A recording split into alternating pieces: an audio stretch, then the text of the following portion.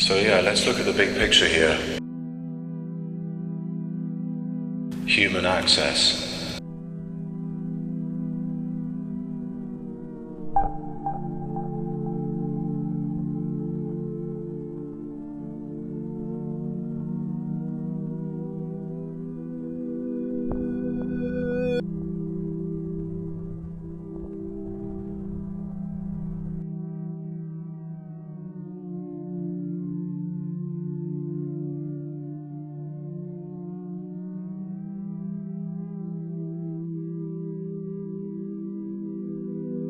As Quentin Meillassoux argues it in his book After Finitude, is that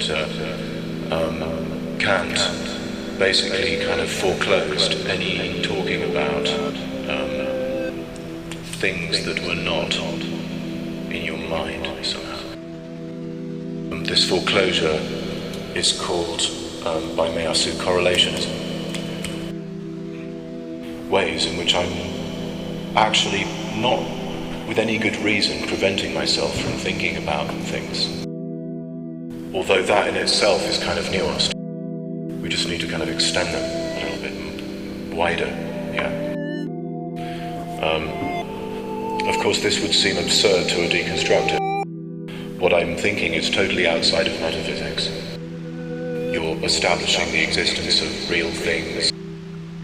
But I've been convinced over the last few months that it's perfectly possible to do ontology without logocentrism.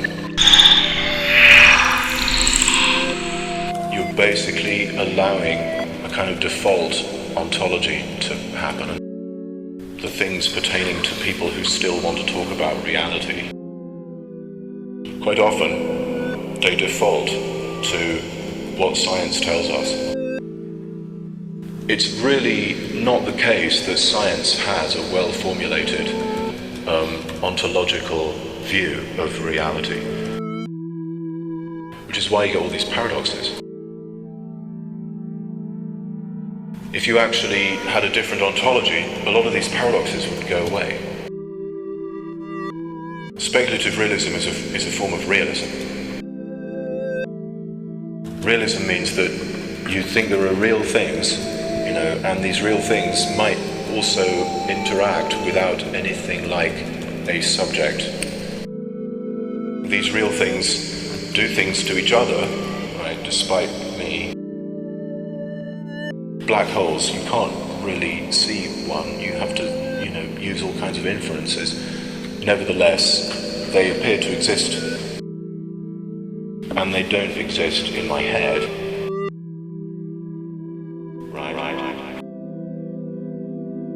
And one of the interesting things about them is they don't exist in my head. Science seems to be very much caught up in 18th century mechanistic forms of materialism. We should actually have a reason to exist that isn't just about interpreting science. There's always some way in which you're waiting then for the scientists to discover it.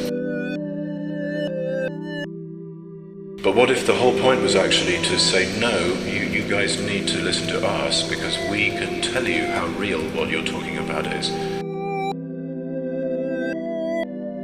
Because we do philosophy, and it's actually more important. Shocking. For me, matter is as weird a concept as nature. It was maybe the last time anybody did metaphysics. The really big picture is the emergence of science as a separate discipline. Now, the other thing that goes along with that is the gradual emergence of the aesthetic dimension. Your post-revolution software. They're talking about this kind of quasi-real, experiential sensation thing that is somewhere between the subject and the object. Or it's triggered by an object, but it's really an inner experience. That's the sublime, right?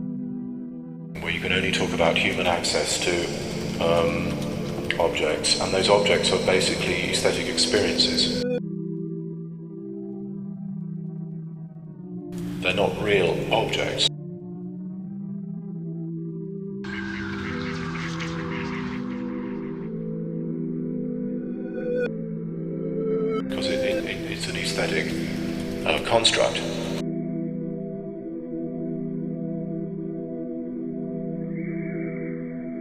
And I also wonder whether it's actually possibly a post-capitalist way of thinking.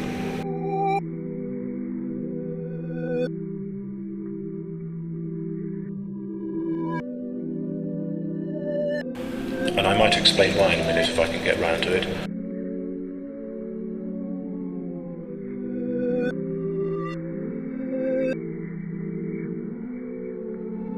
What we've done since then, okay, you've got science and logic split off. The aesthetic dimension splits off.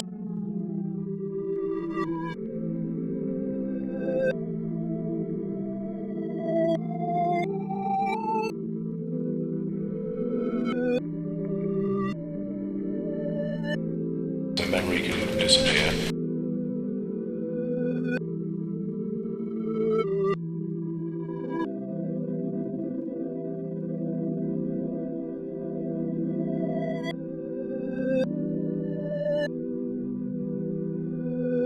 But I'm trying to give you the big picture here.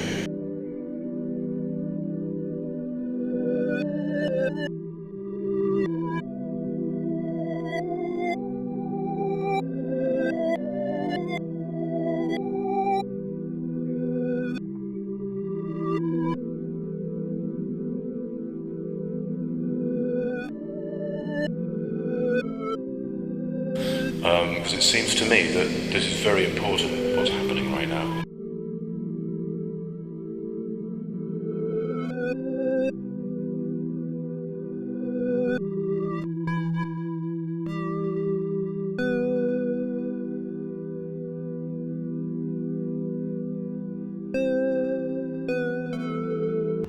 Don't forget like and subscribe to Small Bones TV.